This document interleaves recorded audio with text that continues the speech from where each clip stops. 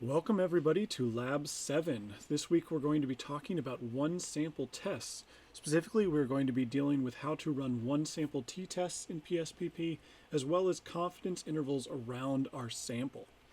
For today's lesson, you're going to need to access Lab 7 data, as well as the lab7.doc, which has instructions on how to run each of these analyses. Before we start with PSPP, let's review the example that we had in class about study hours. In this example, we have the ELM has reported that 36 hours per week is the average amount of studying that students do, but you don't believe it, and so you go to your dorm to collect 5 students worth of data so that you can know, do my dorm mates actually study that 36 hours, or is their amount of studying different? You get the scores from these 5 people, ranging all the way from 29 hours per week to 40 hours per week. And in class, we calculate all of the standard deviation, the standard error. We calculated a t-test off of this standard error using the t cutoffs for 4 degrees of freedom, which was 2.776. So as we see, we have that standard deviation, the 4.53. We have the standard error of 2.02, and the t-test calculation was 1.48. We see that the 1.48 is closer to the average than, close to the midpoint than that 2.776. So because it is closer to the mean than these cutoff thresholds, we are going to fail to reject the null.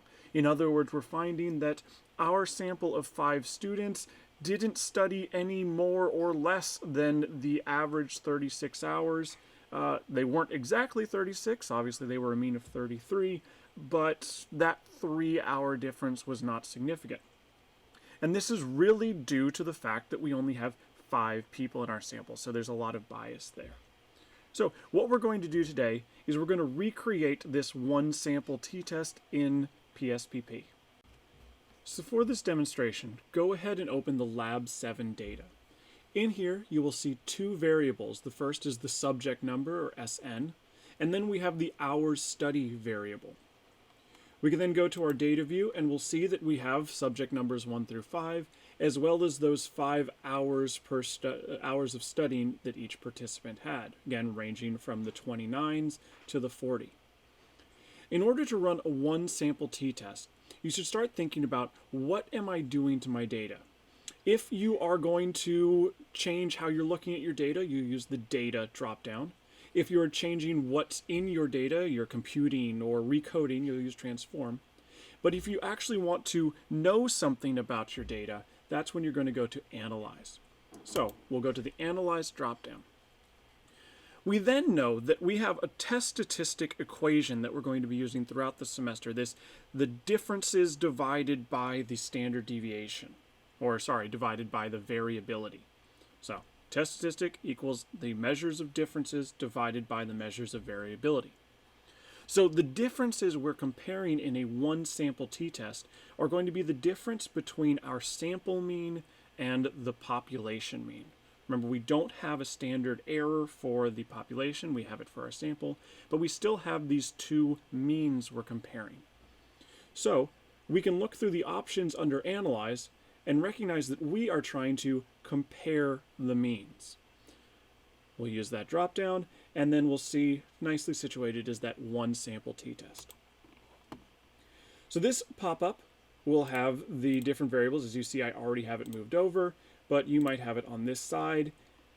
And you want to set your test variable as the sample variable. You're then going to have to type in a test value. The test value is the constant that you are comparing your mean against, your sample's mean.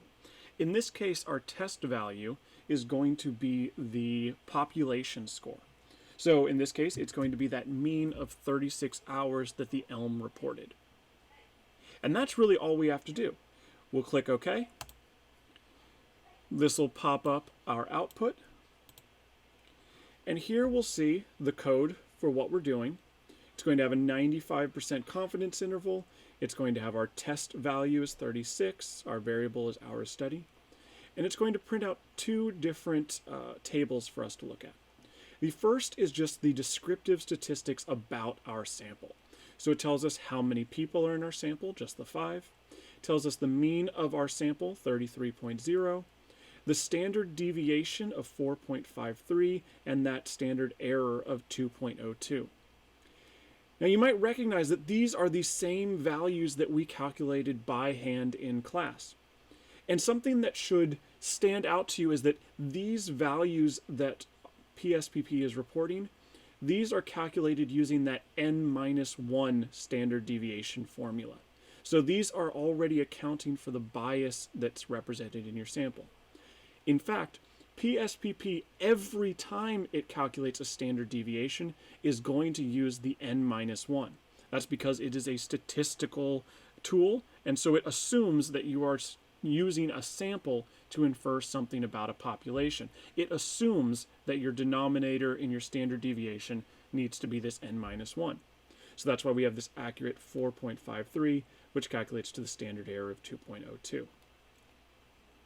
We then, in the second table, have our one sample t-test. This is the actual null hypothesis testing that we're doing. So we can look through the different columns, and we will see in the first one is going to be the t-test that we calculated. This matches exactly to what we got in class, that negative 1.48. It also gives us our degrees of freedom to tell us which t distribution we should be using, as well as an exact significance, an exact p-value associated. Here you will see that this p-value is greater than 0.05, so it is not significant, it is not small enough for us to say that it is special. And it gives us the mean differences. This is the numerator in our t equation. So this is that 33 hours minus the 36, that 3. The last thing it's going to give us in these two tables at the end are the 95% confidence interval around the difference. So what it means is it's taking this mean difference, the x bar minus the mu, that 33 minus the 36, and it's conceptually saying this 3 difference isn't accurate, isn't going to be perfect because you only have 5 participants. So what is the range of means that we might have expected?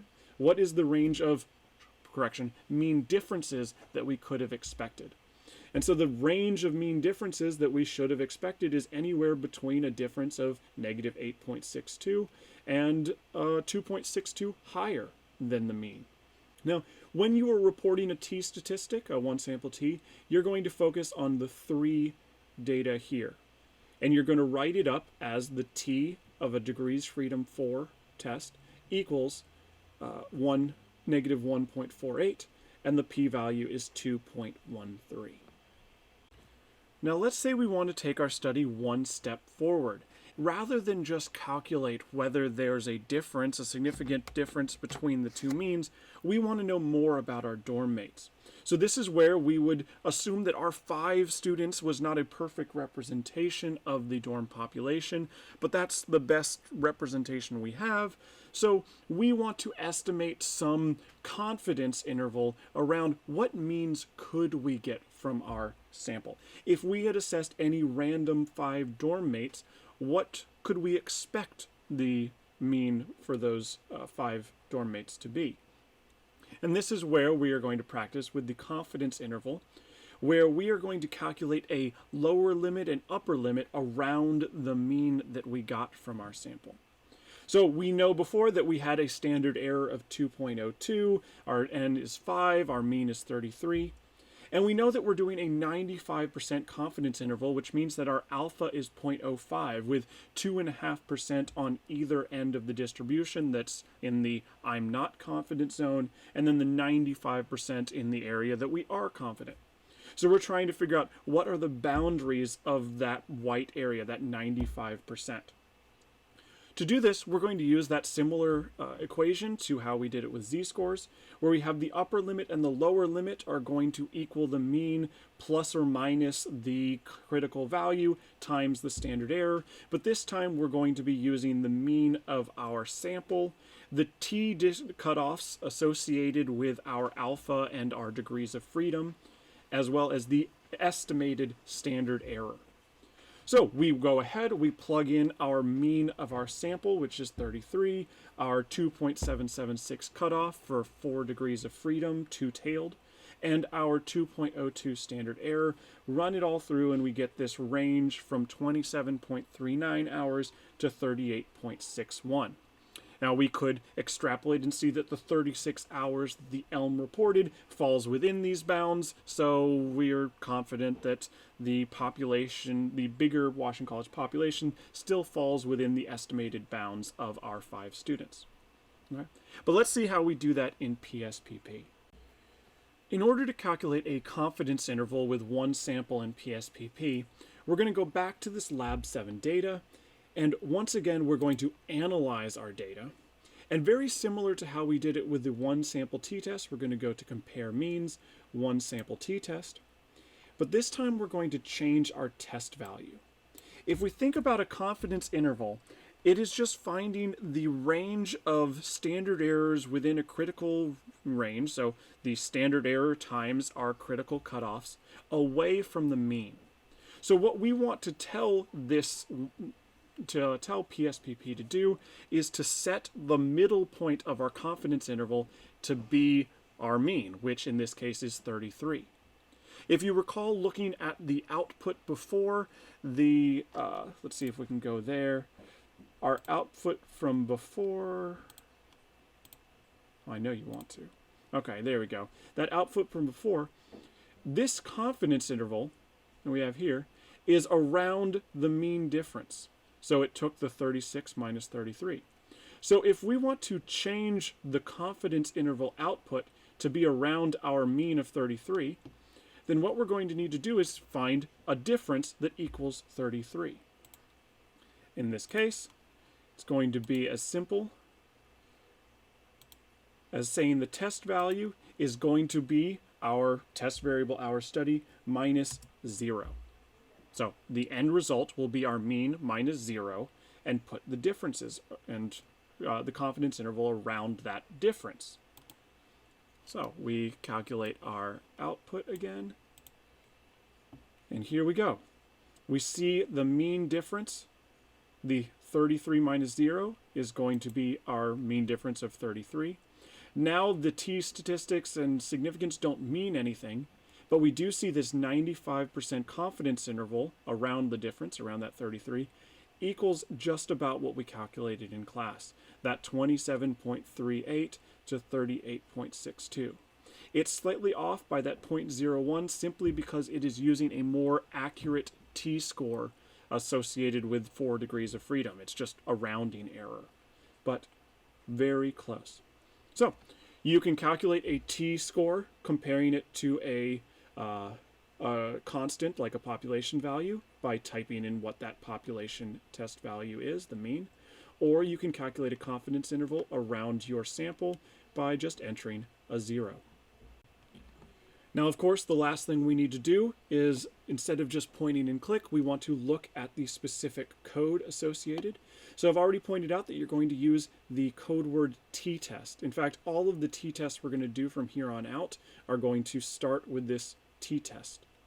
We're then going to enter for this specific one sample t-test our test value, which is either going to equal 0 for confidence intervals, or it's going to equal our constant that we're comparing against. We're going to type the variable that is our sample that we collected. We're going to tell it what to do with missing data, so just to analyze it. And we're going to put in our criteria for those confidence intervals of 0.95. We could certainly change this to be a 0.90 or a 0.99 if we wanted to increase or decrease our alpha. So we could change our confidence interval. We see the CI just stands for confidence interval. And we would run the test. Now you might be wondering, how do I change that confidence interval in the point and click?